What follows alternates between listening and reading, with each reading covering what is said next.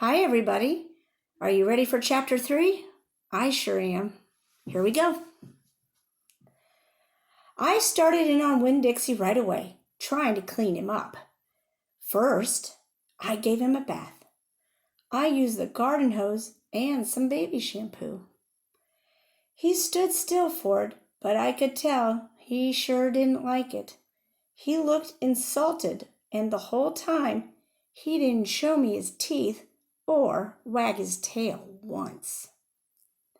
After he was all washed and dried, I brushed him real good.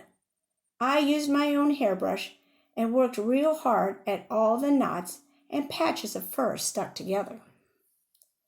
He didn't mind being brushed. He wiggled his back like it felt pretty good. I sure bet it did. The whole time I was working on him, I was talking to him. And he listened, and I told him how we were alike. See, I said, you don't have any family, and neither do I. Well, I've got the preacher, of course. But I don't have a mama. I have one, but I don't know where she is. She left when I was 3 years old. I can't hardly remember her. And I bet you don't remember your mama much either. So we're almost like orphans. Winn-Dixie looked straight at me when I said that to him, like he was feeling relieved to finally have somebody understand his situation. I nodded my head at him and went on talking. I don't even have any friends because I had to leave them all behind when I moved here from Whately. Whately's up in North Florida. Have you ever been to North Florida? Winn-Dixie looked down at the ground like he was trying to remember if he had.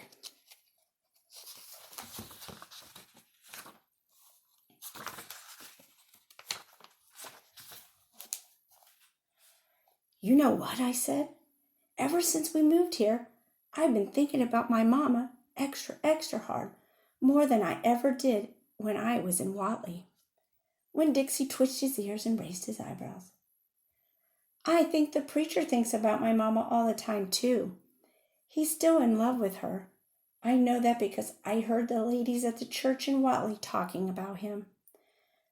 They said he's still hoping she'll come back someday, but he doesn't tell me that. He won't talk to me about her at all. I want to know more about her, but I'm afraid to ask the preacher. I'm afraid he'll get mad at me. Winn-Dixie looked at me hard, like he was trying to say something. What? I said, and he stared at me. You think I should make the preacher tell me about her? Winn-Dixie looked at me so hard he sneezed. I'll think about it, I said.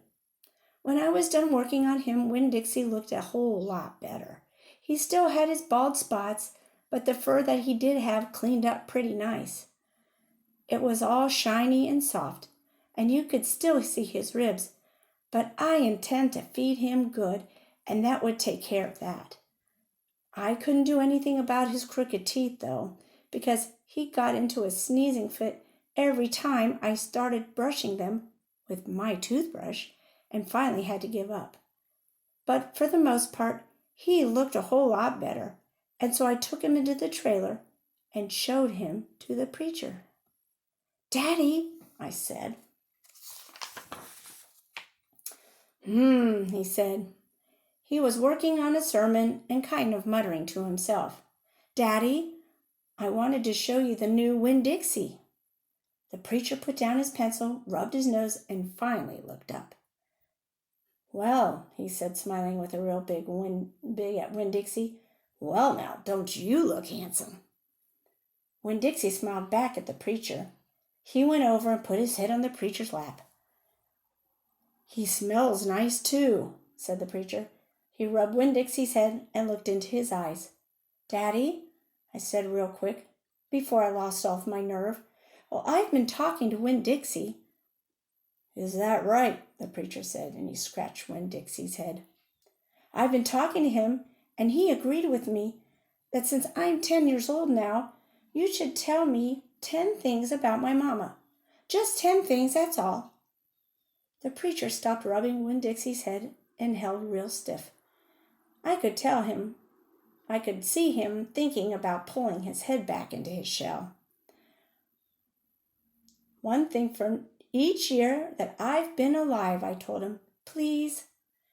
When Dixie looked up at the preacher and kind of gave him a nudge with his nose, the preacher sighed. He said to Winn-Dixie, I should have guessed you were going to be trouble. Then he looked at me. Come on, Opal, he said. Sit down, and I will tell you the 10 things about your mama.